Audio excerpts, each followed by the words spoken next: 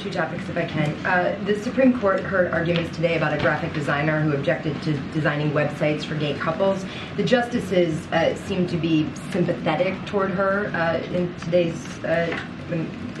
on the court today.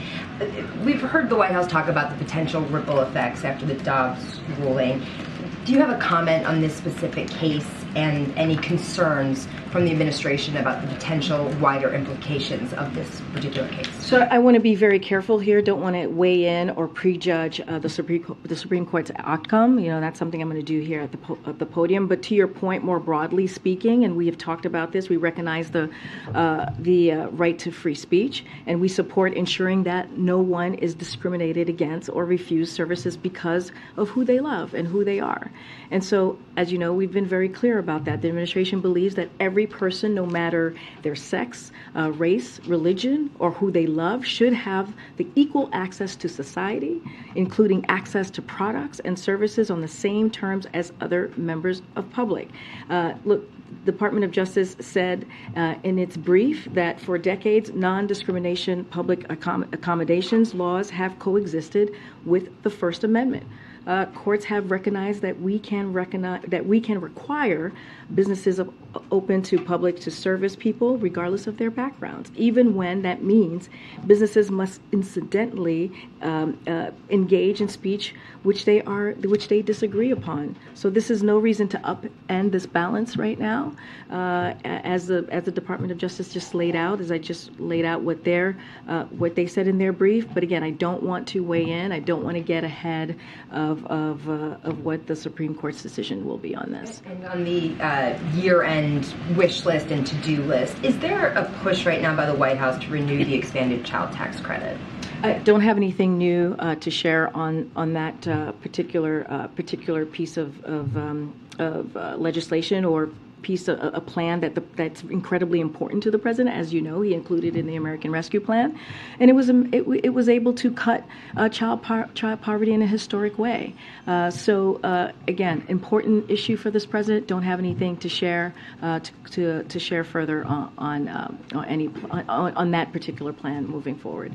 Okay. Hey, thanks, Corinne. I wonder if you could give more detail about the Wednesday event about the rise of anti-Semitism that's hosted by the second gentleman. Messed that up. Are you going to call him the first gentleman? Slipped up.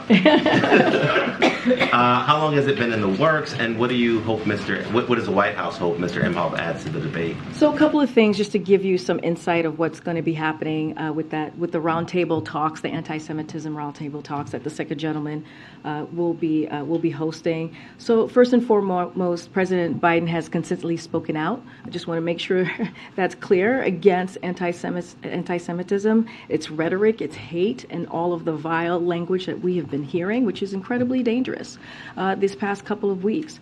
And so we're going to continue condemning anti-Semitism and hate wherever it exists. It should not have a place in our society.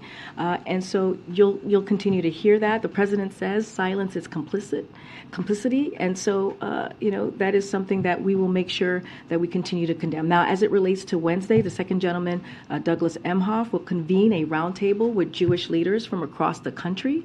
The roundtable will include leaders of Jewish organizations fighting anti-Semitism that represents the wide range of Jewish community, from students to seniors, and including Reform, Conservative, and Orthodox denominations. And the second gentleman will be joined by Ambassador Susan Rice, White House Domestic Policy Advisor Ambassador Deborah Lipstadt, Special Envoy to Monitor and Combat Anti-Semitism, and Keisha Lance Bottoms, Senior Advisor to the President for Public Engagement.